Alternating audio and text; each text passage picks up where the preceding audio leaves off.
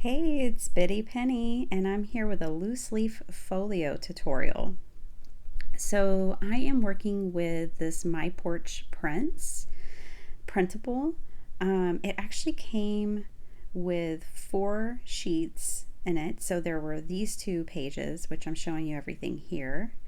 And there was also 2 pattern papers that came in it. And I didn't even bring those in today. I slowed this down here just to show you. Fussy cutting doesn't take that long.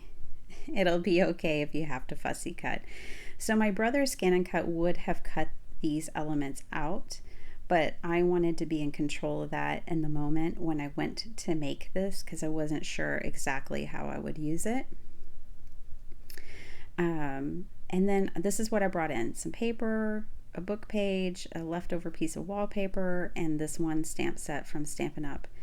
That is, of course, retired. Okay, look, I'm a stamp collector, so not everything I use is current. I use what I love, right?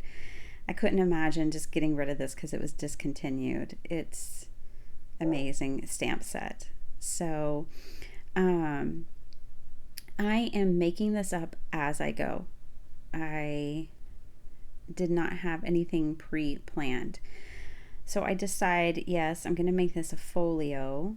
And I'm going to make it a loose leaf folio to where I can add in pages, take in pages. I imagine this just going in someone's bag, their handbag, and them having it to pull out when they want to make note of something, if they want to, you know, give someone their phone number in the old-fashioned way with paper and pen or whatever. So note to self, this little booklet. So here I'm gonna have to trim it because I'm not measuring anything today, guys. This is just completely winging it and my favorite way to craft. So I'm just making sure that I have enough area there, and then I'm creasing my score. And I did make it so that there's like a lid, like a matchbook lid, kind of double crease there on that top portion. That way it could accommodate as much paper as I wanted to put in it. Okay, so here I am starting to line things up, and I don't like that. It doesn't look right. It's probably all my fault. My Porch Prince is amazing. I'm sure it's my fault. But it's no problem. It's an easy fix. I just decided to make this a straight edge and problem solved. That makes my eyes happier for whatever reason. Okay, and I'm just going to use a little rounder here, round the corners, and I'm good to go. I'm happy. Okay, so I'm just getting my eyeballs on all this to see and try to decide what I want to do. Now, I will say this: depending on how you want to bind this little loose leaf folio, if you didn't adhere this down yet, if you put a piece of ribbon across there, that would be a great way to tie your book together. You could also do it on the outside.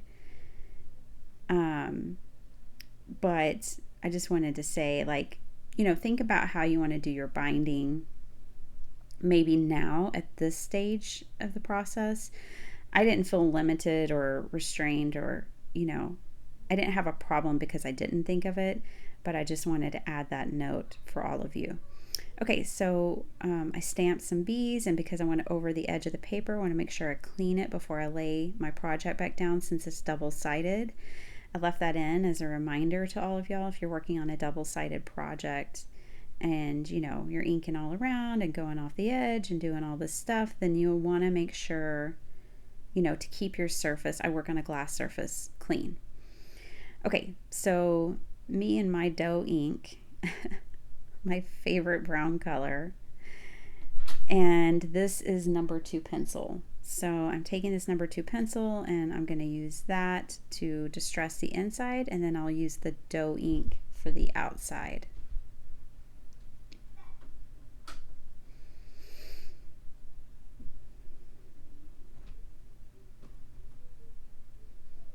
And then when you're doing something like this, you want to make sure to grab those creases. And so I'm showing you that.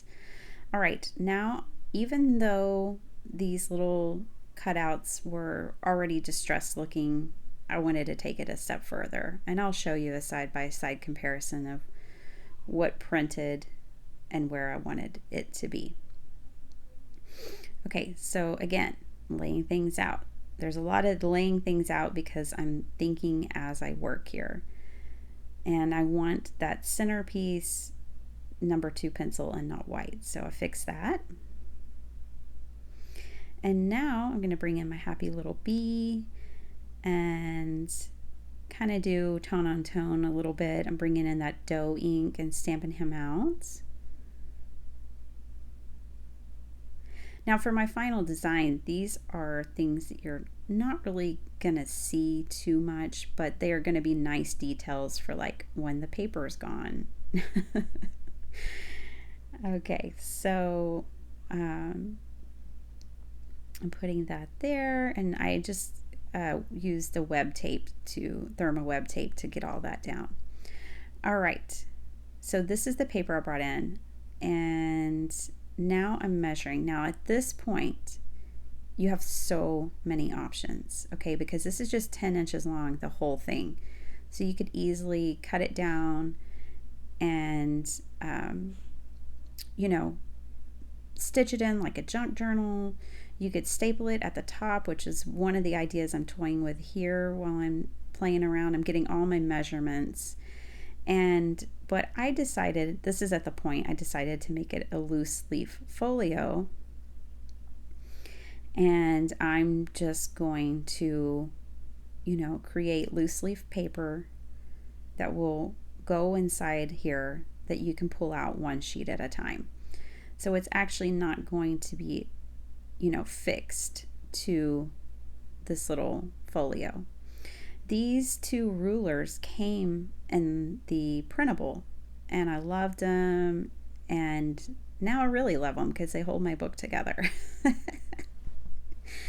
So I'm going to use those as my bands to keep the paper in place. Okay, but first I can't just put plain paper in there. Boring. So I am going to just put a little bee on every little sheet. It only takes a second. It's such a cute detail. I stamped them all around. And now I'm thinking I can put my paper in. So I know this is extra long, so I strategically cut the 1 and the 8 so they could be ephemera for later. And then I only needed a bit to really fold over and hold in place, and I managed to measure it just right to where it stays within that distressed area, which I like a lot.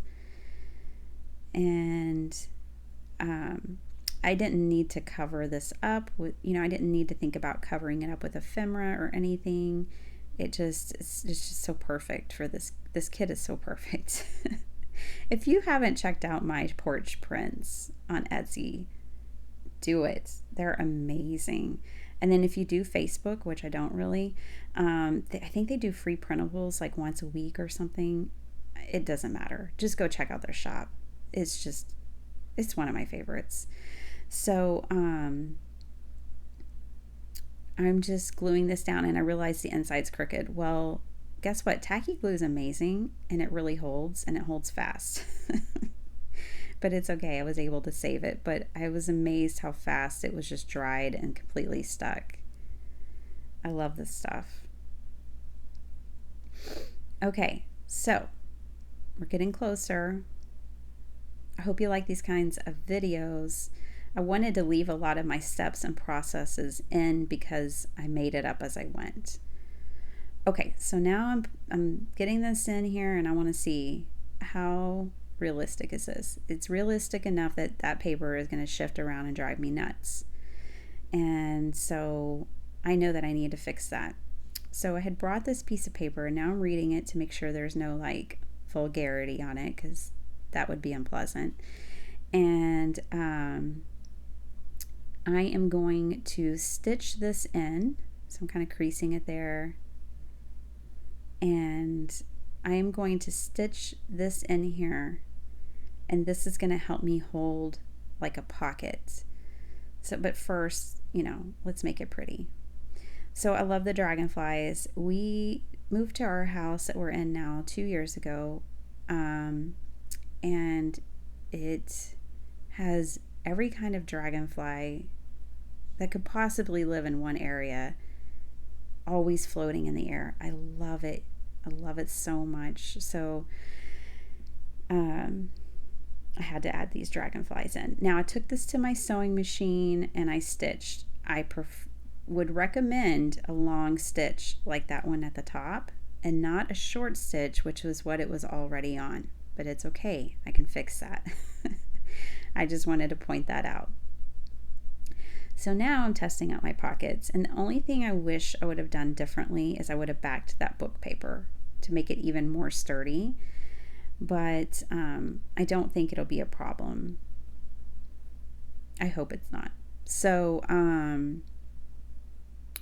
here I'm gonna start thinking about all these really cute ephemera pieces and how I want to decorate the outside of the little folio. And I loved the bee hives in those boxes. Those were just, I don't know, that was my favorite image. So I had to put it on there. And then this is the Tim Holtz wallpaper. I used this recently in my Gothic Halloween cards. And if you've seen that video, you've seen this wallpaper. And if not, go check it out. You might like it too. All right, so I'm just playing around here. Now, I made a boo-boo. I haven't made a folio like this in a while, and probably like a year, to be honest. And so I wasn't thinking at the time about the orientation of my images. I was lining them up to each other, which you don't do, instead of lining it up to the fold. So here I'm bringing in some scrap paper. It's not paper, it's fabric. And I'm going to tear that, and this is how I'm going to fix that stitching. That stitching is strong and amazing, and I don't think it would hurt the integrity of it, but now it definitely won't. So bring in my PVA, which when it comes to making junk journals, I just have to use PVA. And so I have that, and now I don't worry about the spine at all. Like, it's super strong. It's golden. So then I'm going to go in and start gluing things down. Don't glue them like that. Please don't glue them like that one. Now this other one is fine. The one with the bee boxes and the ticket. I love the ticket next to it because it's kind of like that ticket is the bee's ticket to freedom. I don't know. This is the things I think of when I'm making stuff. So he got the day off, He doesn't have to collect for the queen that day. He has a free ticket out of there. He's just going to get to go play. All right. Then I'm like, oh, cool. This looks great. Yeah, I like it. Yeah, everything's good. Oh, no, that won't do. Okay. Let me fix that real quick. Okay, it's stuck. Yeah, I use amazing glue. All right. But it all worked out. I was able to get it up without damaging anything. I mean, I wasn't worried about the back because I knew I was going to stick something right on top of it. So let me show you the easy fix. Flipped it over and I put everything back where it was before. I just changed the orientation, flipped it 180. All right. All is not lost. We're good. I think it's so valuable. I mean, you're watching a tutorial or a how I did it, right? Video. So I think it's important for me to leave things like that in there for you to save you those issues. But you were probably screaming at me the whole time, like, don't do it, don't put it there. I just couldn't hear you. All right, so I put an eyelet in, and then now I'm using this sari silk. And this is how I chose to make the binding. It's funny because I thought of my mom when I was making this, and she would hate this thing. She hates it when I put a whole bunch of leave my loose threads on my junk journals and tie everything with a big old bow. It drives her nuts. So, okay, this wouldn't be for everyone, but I really love it. And I love that it ties with a big bow. And I always love my long, loose threads. They're not loose, they're just unkept. And I like that. Because honestly, this sari silk is going to look a little unkept after it's used and loved. Okay, so I'm going to pop all this ephemera into a little baggie for whoever gets this journal so they can decorate and play and make it their own. All right, here we are. This is the final product. It was so much fun making this. I'm definitely going to make some more. They won't be the bee theme, but how fantastic. I just loved it. It was so much fun. I definitely recommend that you go over to My Porch Prints and check out their products and the things that they have. You know, it makes something like this project, it's so approachable. Anybody can do it. And the final product is just adorable and sweet. It would make a great teacher gift, a friend gift, you know, a me gift, whatever. So I hope you enjoyed the tutorial today. Thanks so much for watching. Thanks for giving me your time. And I, look forward to your comments below. I also love seeing those thumbs up. I know that, you like what I'm doing. And so do all those happy little YouTube things for me and come back and check out my channel. Have a great day.